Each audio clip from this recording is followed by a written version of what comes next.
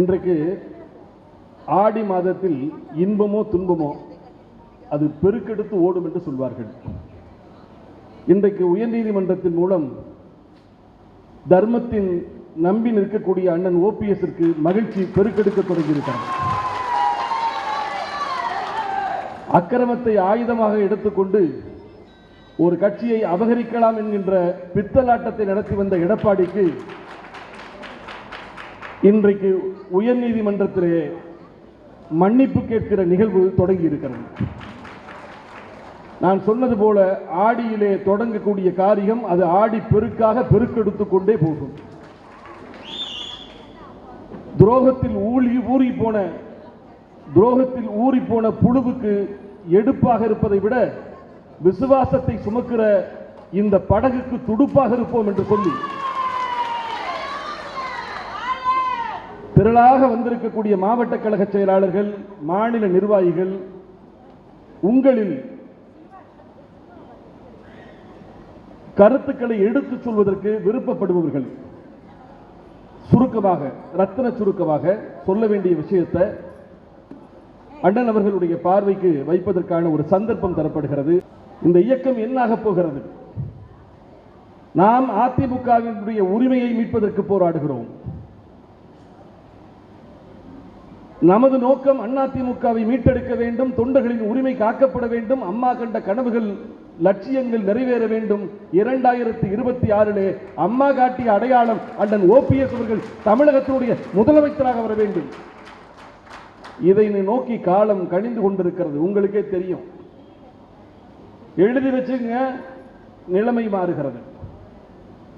இதுவரை அபகரிப்பை ஆனந்தத்தோடு செய்து கொண்டிருந்தவர்களுக்கு அபாயம் நெருங்கிவிட்டது.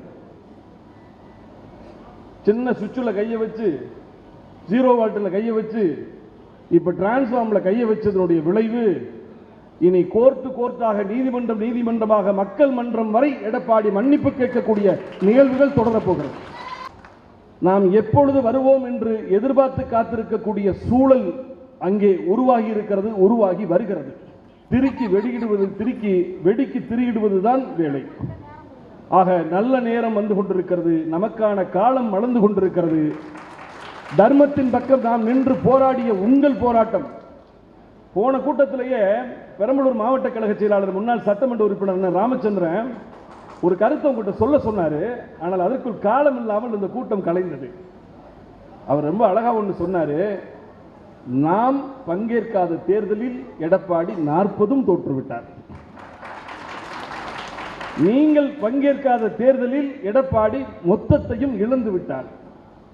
கட்டுத்தொகை இழந்தாச்சு, டெபாசிட் போச்சு, 3ஆம் இடத்துக்கு போச்சு, நாம் தமிழருக்கு கீழே போச்சு, பாரதிய ஜனதா கட்சிக்கு கீழே போச்சு.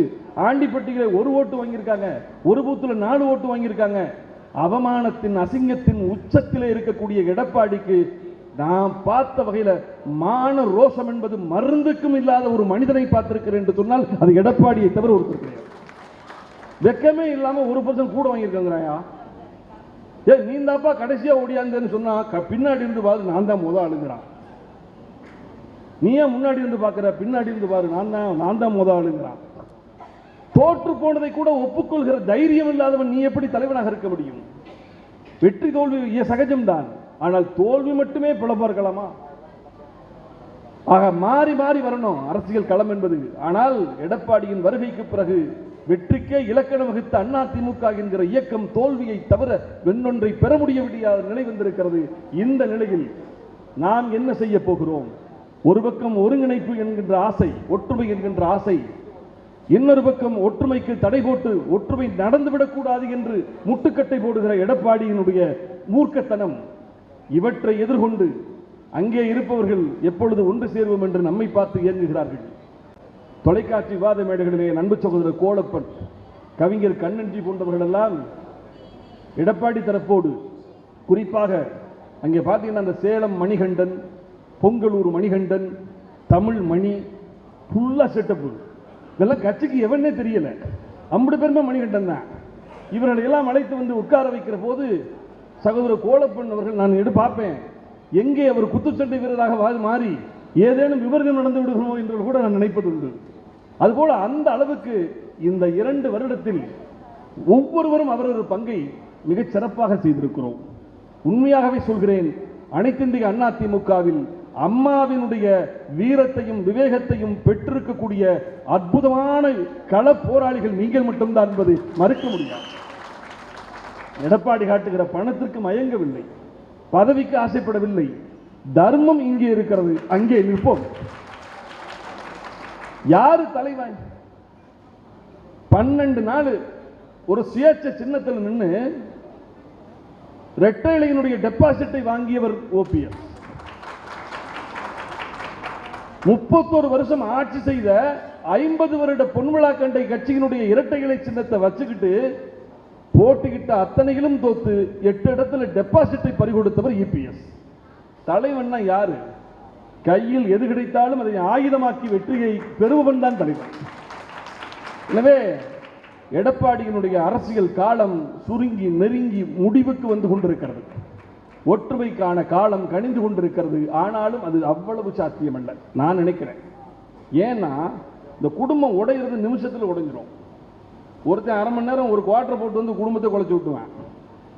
குடும்பங்களை உடைப்பது ஈஸி, ஆனால் உடைந்த குடும்பங்களை ஒன்று சேர்ப்பது என்பது சாதாரணப்பட்டதல்ல. ரொம்ப போராடணும். அட இவ்வளவு பட்டு கூட தெரிய மாட்டேங்குது ஐயா புத்தி. இத்தனை 10 தோல்வி. அங்கே 4 கிறுக்கு பயில இருக்காங்க. அவன்கிட்ட நான் கேட்டேன், ஏண்டா 10 தேர்தலா தோக்கடிச்சவன், 11வது தேர்தலில் தோல்விக்காக புறக்கணிச்சவன் 12வது தேர்தலில் ஆட்சியை பிடிச்சிருவானே நம்புறீங்களா நீங்கடா? லூசாடா நீங்க கூட கேட்டேன். 10 தேர்தலில் ஜெயிக்க வைக்க முடியாதவன் 11வது தேர்தலையே புறக்கணிக்கிறவன் 12வது தேர்தலில் ஆட்சியை பிடிச்சவன அப்படின்னு நினைக்கிறீ? இதை விட முட்டாள்தனம் உண்டா என்று கேட்டால் அங்கே கூட்ட பதில் இல்லை. எடப்பாடியை ஏன் ஆதரிக்கிறீர்கள்? அண்ணாவின் தமிழா, அம்மாவின் வசீகரமா, புரட்சி தலைவருடைய கனிவா, அண்ணன் ஓபிஎஸ் உடைய விசுவாசமா? எடப்பாடி என்னப்பா இருக்கு, ஏண்டா ஆதரிக்கிறீங்கன்னு கேட்டா அவர் தானுங்க 4.5 வருஷமா அடிச்சு வச்சிருக்காரு மூட்டை மூட்டையா. பணம் வேணும்ல தேர்தலுக்கு, அது பூரா அவர்கிட்ட தானே இருக்கு, அவர்கிட்ட தானே இருக்கு. அதை ரெடி பண்ணிட்டா அவனை தூக்கி போட்டு வந்துருவோம். காசை தவிர கழித்து விட்டு பார்த்தால் எடப்பாடி எதற்கும் ஆகாத ஒரு குப்பை என்பதை நாம் சொல்லவில்லை, கூட இருப்பவர்களை சொல்கிறோம். எடப்பாடியை நாம் வசைபாடுவதை விட எடப்பாடி அருகிலிருந்து கொண்டு அவரை திட்டுபவர்கள் தான் அதிகம். ஆக அப்படிப்பட்ட ஒரு தலைமை தகுதியற்ற ஒரு மனநோயாளியின் பிடியில் அதிமுக என்கிற ஒரு குழந்தை சிக்கிக் கொண்டிருக்கிறது. அந்த அதிமுக குழந்தையை ஒரு மனநோயாளியிடமிருந்து பத்திரமாய் காப்பாற்ற வேண்டிய பொறுப்பு புரட்சி தலைவி அம்மா அவர்களால் அடையாளம் காட்டப்பட்ட அண்ணன் ஓபிஎஸ் இருக்கிறார். அவர் அதனால் தான் இன்று வரை நாம காயப்பட்டு என்ன வேணா பேசுறோம். ஆனால் கடுகளவு வார்த்தை இன்றைக்கு வரை அண்ணன் ஓபிஎஸ் தடித்த வார்த்தை பேசியதில்லை. யாரையும் தரம் தாழ்ந்து தாக்கியதில்லை. ஒப்படைத்த பொருளை தீண்டு ஒப்படைக்க அவர் மறுத்ததில்லை. கும்பிடும் கைகளுக்குள் குள்ள நெறி தனம் இல்லை. ஓபிஎஸ் என்று சொன்னால் விசுவாசம், நேர்மை, எதிர்ப்பவனால் கூட ஏற்றுக்கொள்கிற தத்துவத்தை அவர் சுமந்திருக்கிறார். அப்படிப்பட்ட மகத்தான தலைவரின் கைகளிலே இந்த இயக்கம் ஒப்படைக்கப்பட வேண்டும் என்று சொன்னால் நம்மை நாம் பலப்படுத்திக் கொள்வோம்.